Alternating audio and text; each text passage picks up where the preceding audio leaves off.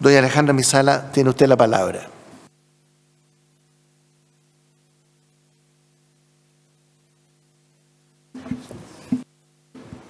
¿Ahora se escucha? Bueno, buenos días, muchas gracias por la invitación. Yo voy a organizar mi presentación. Primero voy a decir qué necesitamos y por qué respecto de este proyecto. Voy a hablar un poquito sobre las dificultades de la institucionalidad actual de la educación pública, la propuesta del gobierno y algunos elementos que yo considero que son importantes de atender. La verdad es que en Chile necesitamos un sistema de educación mixto con una educación pública fuerte.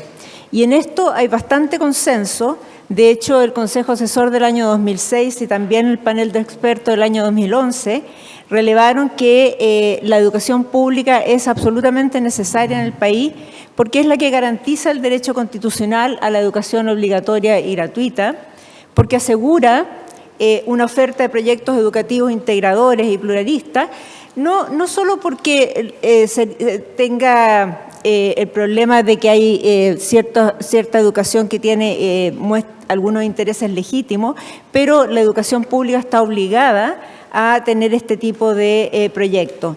También permite desarrollar proyectos de interés común, promover la equidad educativa, sirve de referencia en la medida que sea de buena calidad para tener estándares elevados de calidad para todo el sistema y también es un elemento esencial para disminuir el alto grado de estratificación por nivel socioeconómico que tenemos en el país.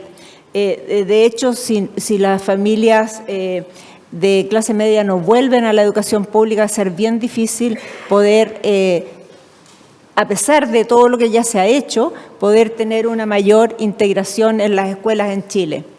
Sin embargo, lo que observamos es una gran caída de la matrícula municipal desde el 60% del año 90, mucho más alta era al año 81, hoy día es menos del 40%.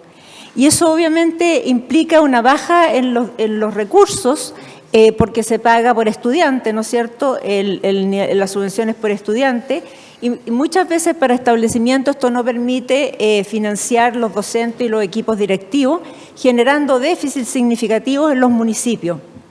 Y eso obviamente atenta contra la calidad de los colegios. Ahora, ¿cuáles son los problemas con la institucionalidad actual? En primer lugar, es un sistema que no tiene una dirección clara y las responsabilidades en general están muy diluidas, porque en particular los establecimientos educacionales tienen una doble dependencia. Los aspectos técnico-pedagógicos han dependido siempre del ministerio y la gestión del municipio, y esas dos cosas no conversan. Además, hay una gran heterogeneidad entre los municipios. Hay municipios que tienen la capacidad y han mostrado buenos resultados, pero también hay muchos municipios que no tienen competencias técnico-pedagógicas, aunque se les dieran, no tendrían cómo hacer ese apoyo a los establecimientos, porque tienen problemas de escala y obviamente también hay problemas políticos. El resultado de esto es que hay una escasa responsabilidad municipal por los aprendizajes y una distancia del ministerio respecto de los problemas de gestión de los municipios. Por otra parte, tampoco hay una importante participación de las comunidades locales, que debiera haberla, y eso se supone que al estar a nivel municipal debiera tener esa participación, pero esa participación está ausente. Entonces, ¿cuáles son los resultados de esto? Es que los padres y los estudiantes en realidad no responsabilizan a los municipios por la calidad de la educación que entregan. Nosotros el año 2004, con un par de colegas, con Eduardo Engel y Pilar Romaguera, hicimos un ejercicio y entregamos información, bueno, lo digo yo, pero estaba bien hecha en el sentido de que se comparaba de forma muy comparable los resultados de los distintos municipios en términos educacionales.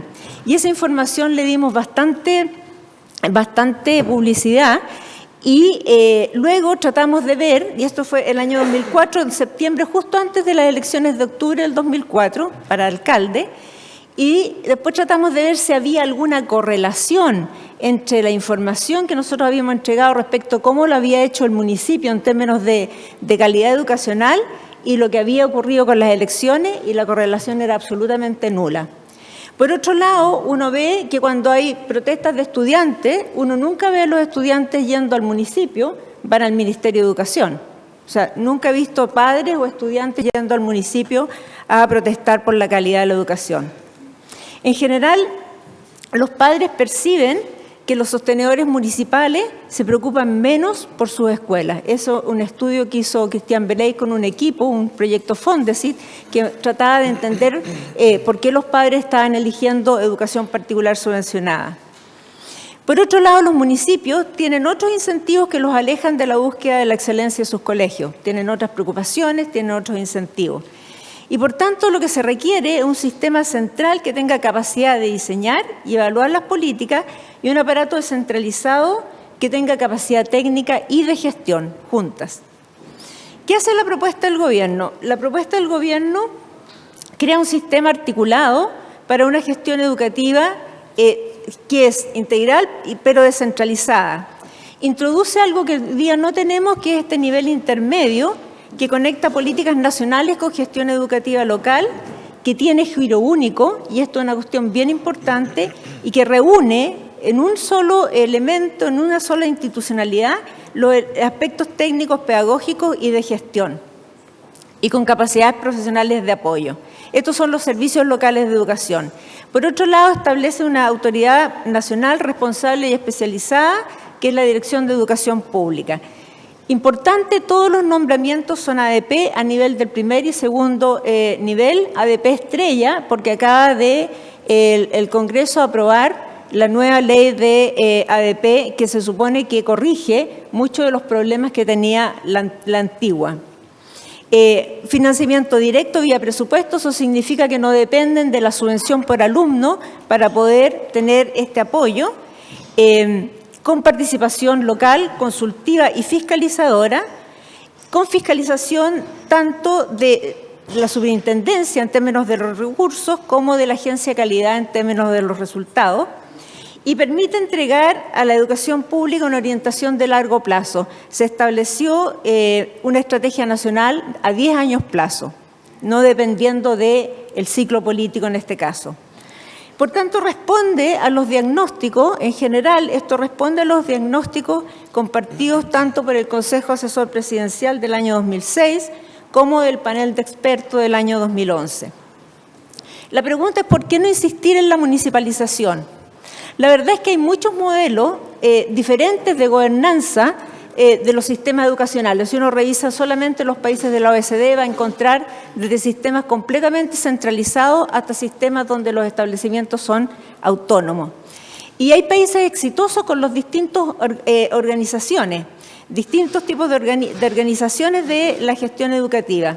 Por ejemplo, a nivel municipal hay países exitosos, un ejemplo claro es Finlandia, pero son países que tienen características que nosotros no tenemos. Por ejemplo, baja desigualdad por nivel socioeconómico, baja correlación entre los aprendizajes y el nivel socioeconómico de los estudiantes, un alto porcentaje de matrícula pública, una cultura de rendición de cuentas y una cultura de calidad y mayor participación ciudadana a nivel local. Cuando digo cultura de calidad, es distinto tener una cultura de calidad que tener un sistema de aseguramiento de la calidad.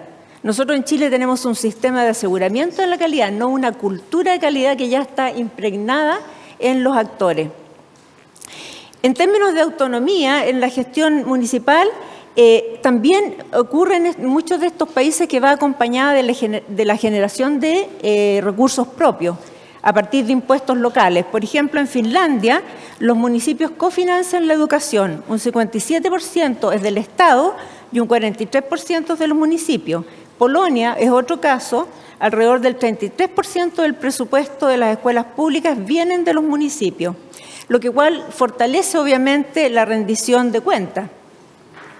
No obstante, también hay tensiones. Hay países como Polonia, Suecia y Japón que han mostrado tensiones entre los distintos niveles de gobernanza, tanto a nivel nacional, el nivel nacional con el nivel municipal. Una alternativa, y hay otro tipo de países que tienen este tipo de organizaciones que son supracomunales, es descentralizado pero supracomunal, como lo que se proponen con los servicios locales de educación, el caso de Suiza, el caso de Canadá, el caso de Bélgica, Alemania, Estados Unidos, países que también tienen buenos resultados si uno mira los resultados por cómo les va en las pruebas internacionales como PISA y TIMSS. Ese nivel intermedio es importante que tenga capacidad y poder para fortalecer el nivel local. Que esto es lo que ha faltado realmente en nuestra municipalización, al menos la forma como se hizo hasta ahora.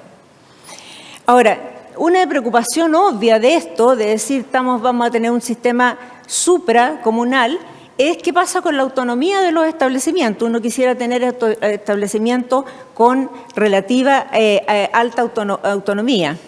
Ahora, la propuesta actual, mi lectura es que potencia la autonomía. Hay un aumento de los recursos que son administrados por la escuela, 10% de los recursos CEP van a ser administrados por la escuela si se aprueba la forma como está hoy día el proyecto. Le entrega atribuciones y mandatos a los directores de su equipo. Por ejemplo, elaborar el proyecto educativo institucional, el proyecto de mejoramiento educativo, con consulta al consejo escolar, que también es súper importante porque hay más participación al interior de las escuelas. Participa en la selección del personal docente, eso es clave para los directivos, poder participar activamente en la selección de su personal, con la posibilidad, y esto viene del proyecto del proyecto de la Política Nacional Docente, el Plan de Desarrollo Profesional Docente y las mentorías también están en manos de los directores. O sea, hay una cierta entrega de capacidades y atribuciones a los directores. Y también atribuciones a la comunidad educativa a través de los consejos escolares, respecto al reglamento interno, respecto de las actividades extraprogramáticas y con participación también en el programa de mejoramiento educativo y también en el programa de desarrollo institucional del establecimiento. Y también, muy importante esto, entrega decisiones en materia técnico-pedagógicas al Consejo de Profesores. O sea, también el Consejo de Profesores tiene mayor capacidad de decir algo sobre los temas que son propios de él. Ahora, esta mayor agregación también uno podría pensar que, versus el municipio, que podría ayudar a facilitar una mayor transferencia de atribuciones a los establecimientos y al mismo tiempo generar capacidades. Por otro lado, hay una participación de las comunidades locales porque uno podría decir, bueno, vamos a tener este sistema supranacional, pero vamos a perder la posibilidad de conectarnos con los municipios, conectarnos con el territorio, y eso es lo que debiera cumplir los consejos locales, canalizando necesidades, pero también conectando con los gobiernos comunales y en particular también con las instituciones regionales. La idea de haber control social también es algo que yo relevo. Ahora, una cosa que podría ser discutible, decir por qué necesitamos una dirección de educación pública. Y ahí yo pienso que es importante tener algo que coordine los servicios locales de cada una de educación. Pero tiene que ser una autoridad que sea especializada y responsable de esto. ¿Por qué? Porque y voy a volver sobre esto, voy a ir sobre esto con más detalle en un minuto, porque tiene que haber alguien que se encargue del desarrollo equitativo de la educación pública a nivel nacional, poniendo atención, por ejemplo, en las zonas más pobres, en las zonas más aisladas, en las zonas con menor cobertura o en las zonas que tienen problemas de calidad. Y también hay una necesidad importante de hacer seguimiento y de proveer condiciones base. Por ejemplo, uno podría pensar que hay economías de escala en que todos los servicios locales tengan, por ejemplo, un tipo de software para la gestión de sus actividades, y eso podría ser mucho mejor si hubiera una coordinación más general. Ahora, sí hay algunos elementos que es importante considerar. Por ejemplo, respecto de la organización interna de los servicios locales y las tareas que tienen estos servicios locales. Es muy importante definir bien los ejes y los procesos estructurantes, de forma que hayan unidades transversales para apoyar los procesos de gestión. ¿A qué me refiero? Particularmente a evitar los compartimentos estancos por niveles educacionales, que haya compartimentos estancos y que no se converse. Yo diría que un poco de eso pasa en el ministerio y la idea es no reproducir eso. O sea, que la gente de preescolar no converse con la gente de educación básica y por tanto las transiciones son complejas. Entre los niños que pasan del preescolar a la básica, siempre se habla y la gente que es experta en esto dice que hay un problema ahí en cómo entendemos el kinder y cómo entendemos el primero básico. Y eso tiene que ver con falta de conversación y eso es lo que uno tiene que evitar aquí a toda costa. Y también un rol importante es ordenar la variada oferta de programas que existen hacia los establecimientos. Si uno va a hablar con los establecimientos, muchas veces se quejan de que tienen una cantidad de ofertas y algunos de ellos tienen capacidad de decir que sí o decir que no y ver qué es lo que realmente les interesa y otros, la verdad es que se ven agobiados con todo esto. Y esto es importante que sea un rol del servicio local, ordenar esa oferta en el marco del proyecto educativo, coherente con el proyecto educativo y articulado con los establecimientos. Y luego incorporar importante la mirada territorial de forma de coordinar digamos, el trabajo con otras instancias del territorio. Y, por cierto, favorecer capacidades de acoger particulares locales. Eso es bien importante. Ahora, tiene que haber estrategias diferenciadas en los establecimientos. El servicio local tiene que ser capaz de establecer estrategias diferenciadas, focalizarse no solamente en los establecimientos que están con mayores dificultades, sino también en los establecimientos que pueden ser los que tiren el carro de la calidad. Desgraciadamente, nosotros muchas veces en la política pública nos focalizamos mucho más en los establecimientos que tienen debilidades por razones obvias, pero dejamos de lado aquellos que a lo mejor son los que van a tirar el carro de la calidad. Y eso es súper importante tenerlo en claro. Mi posición es que a mejor desempeño de los establecimientos debiera dárseles mayor autonomía, un poco el espíritu de la SEP, ¿no es cierto? La SEP dice si el establecimiento ha mostrado buen desempeño, puede tomar decisiones y ver cómo invierte todos los recursos que vienen por la SEP. Y en ese sentido, la gestión del director del servicio local debe consistir precisamente en dar apoyos diferenciados y de autonomía caso a caso. Mientras mejor desempeño, repito, más autonomía.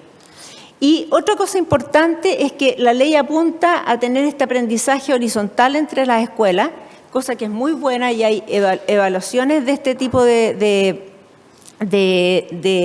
organizaciones y son realmente potentes como instrumento, pero nosotros no tenemos mucha experiencia en eso y por tanto es muy importante monitorearlo de cerca y irlo corrigiendo y ver cómo lo vamos a lograr hacer bien.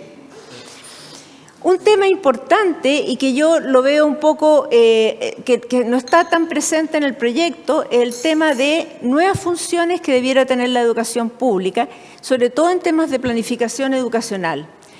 Porque hay zonas que requieren reducir la oferta, porque sabemos que hay un tema ahí demográfico, pero también hay zonas que requieren expandir la oferta. Se da la paradoja en Chile que teniendo reducción demográfica, tenemos falta de establecimientos educacionales en algunas zonas. Entonces, tenemos un problema ahí que requiere una planificación y una mirada global. Por ejemplo, la variable más crítica para la apertura de nuevos establecimientos, hay un trabajo que yo hice con 2 colegas más de la Universidad de Chile, y la variable más importante, más crítica, es la expansión poblacional. Y la gente se relocaliza y, por tanto, hay sectores de la ciudad que se expanden y otros que no. ¿Y qué hacemos con eso? Y, por tanto, y la otra cosa que uno debiera prever, sin ser mayor, no tiene que ser muy pitonizo, para que entender que los futuros déficits, hasta ahora los déficits habían sido cubiertos por el sistema particular subvencionado. No es claro que eso vaya a seguir siendo así, en parte porque en general, si uno observa, y hay un trabajo de Gregory Elacqua que lo muestra, que la expansión se produce sobre todo con particulares subvencionados con fines de lucro. Si hoy día no está el fin de lucro, probablemente va a haber un rol más estratégico de la educación pública. Otros desafíos. Muchas veces decimos no sabemos bien por qué las familias prefieren los particulares subvencionados. Hay un tema que tiene que ver con calidad, la gente mira los puntajes SIMSE con disciplina, hay muchas cosas, pero también hay un tema que las familias, sobre todo de educación básica, niños de educación básica, tienen preferencias por los establecimientos cercanos, que no significan movilizarse, pero también tienen preferencias por establecimientos completos, que tengan básica y media juntos. Y eso es un tema para la educación pública. Está también la reforma de los niveles educacionales de 8 a 4 a 6 más 6, y nosotros tenemos que el 70% de la matrícula de séptimo y octavo que asista a establecimientos de solo básica es pública. Y ahí vamos a tener un tema de nuevo, que es un tema de cómo vamos a entregar vacantes a esos niños. Hay zonas de las ciudades donde las familias no tienen opción de elegir, y eso es lo que les quiero mostrar aquí. Este es un trabajo que han hecho colegas míos del Centro de Educación, Patricio Rodríguez y un equipo. Es un proyecto FONDEF seguido por un proyecto FONIDE, que se llama La Geografía de la Educación. Y lo que ellos han hecho, usando estos sistemas de Big Data, han puesto junta mucha información georreferenciada de dónde viven los estudiantes y dónde están ubicados los establecimientos. Los establecimientos redondos, no sé si se ve bien claro lo redondo y lo cuadrado. Perdón, Alejandra. Estoy terminando. Ya, es que lleva 20 minutos. Entonces, ¿Ah? ¿2 minutos? Sí, 2 minutos estoy lista. 2 minutos estoy lista. Bueno, los establecimientos redondos son municipales y los cuadrados son particular subvencionados. Ahí ustedes ven la expansión, cómo se ha dado la expansión, pero el punto que quiero hacer es otra cosa. Los establecimientos que están en negro, tanto cuadrados como redondos, son los establecimientos que cumplen un cierto estándar. ¿Cuál es el estándar? Que el 30% de sus estudiantes estén en el nivel adecuado que define la Agencia de la Calidad.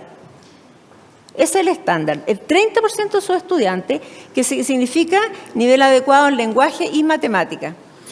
Miren los pocos establecimientos en negro que tenemos acá. Y los colores significa verde, que hay por lo menos más de 2 vacantes por niño en establecimientos de esa calidad. Y lo que están en rojo es que hay entre 0,1 y 0,5 vacantes de esa calidad por niño, digamos cercano a su hogar. Esto está hecho con isócrones. Entonces, tenemos un tema, y a eso es lo que me refería yo, de mirar el globo, y esto está hecho para Santiago, para Concepción, y hay muy pocas ciudades donde no tenemos este tipo de problemas. Entonces, tanto la Dirección de Educación Pública como los servicios locales deben tener capacidades e instrumentos para responder a esta dinámica poblacional, con la necesidad de abrir nuevos establecimientos públicos o ampliar, ojo, esto podría ser mucho mejor, ampliar aquellos establecimientos que hoy día lo hacen bien. ¿Por qué los liceos emblemáticos no crecen hacia abajo? Educación básica, ya lo hacen bien, sí, que lo hagan bien en todos los niveles. Y por tanto, se requieren mecanismos de planificación territorial y de inversión.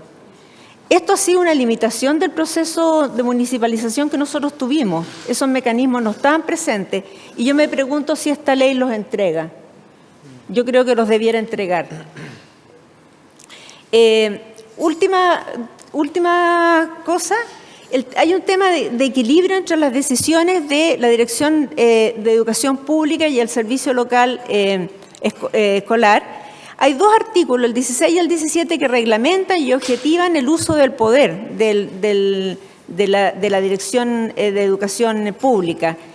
Por ejemplo, para la remoción del director, tiene que tener informe de la superintendencia de la agencia. Pero yo también creo que ayudaría si debiera además dar razón de sus decisiones a los consejos locales de educación, de forma de equilibrar aún más esa decisión. Y dos puntos que voy a ser muy puntual, porque probablemente eso se va a la gente de Elige Educar, probablemente va a tener mucho más énfasis en esto. Es clave para que esto funcione la formación de líderes educativos de nivel intermedio. O sea, hay que invertir en la formación de directores de forma, no solamente directores de los servicios locales, sino directores de establecimientos educacionales, aumentando las capacidades directivas. Eso también va a potenciar la autonomía de los establecimientos educacionales. Esto está súper estudiado. Un líder educativo que tiene fortalezas de gestión y técnico-pedagógicas saca adelante su establecimiento. Y lo otro importante, el tema de la evaluación de cómo se va implementando esta política. Es muy bueno que haya una transición tal como está pensado, y esa transición da la oportunidad de ir monitoreando las experiencias, evaluando y corrigiendo en el camino. Muchas veces hemos hecho políticas nosotros en que las hacemos de un tirón y no tenemos tiempo para ir corrigiendo. Esto nos da la posibilidad de ir corrigiendo y eso yo creo que es excelente. Muchas gracias. Muchas gracias, doña Alejandra. Perdón que tenga que insistir en el tema de la hora, pero fueron 25 minutos. Le habíamos... Perdón. Oye, no se someta Sí, perdón. a la dictadura, ¿no? Aquí hay un presidente de la comisión que impone las reglas del juego. Sí, senadora. Hay una revolución aquí con el presidente. Pregunta de comprensión, porque después vamos a hacer una ronda de preguntas, después de escuchar. Tenemos 6 invitados, acuérdense. Senadora Fonver, una pregunta de comprensión, Alejandra. Alejandra, en el cuadro esto no es que no existan escuelas públicas ahí, es que no existen escuelas públicas o de cualquiera de la calidad. ¿Eso es? Son las dos cosas, porque, los numeritos que están ahí es que no existen escuelas públicas o particular subvencionadas de la calidad que se estableció. Que O sea, es que puede el haber una 30%. escuela ahí, pero de mala calidad. Pero si tú te fijas, hay zonas que no hay escuelas igual. Ya, ¿y cuál O es sea, porque los números azules son escuelas que existen, pero que no cumplen con el estándar, ¿cierto? Ya, de acuerdo. Las que cumplen con el los estándar... cuadritos azules? Cuadritos o pelotitas pueden ser. Ya. Ok. Y las escuelas que cumplen con el estándar son las que están en negro, ya sean redondas, que son las municipales, o cuadradas, que son las particulares subvencionadas. Perfecto. Ya. Pero los números que están aquí, cuando yo digo que menos de 0,5, es de escuelas de esa calidad, de ese estándar. Ya. Gracias. Bien, muchas gracias.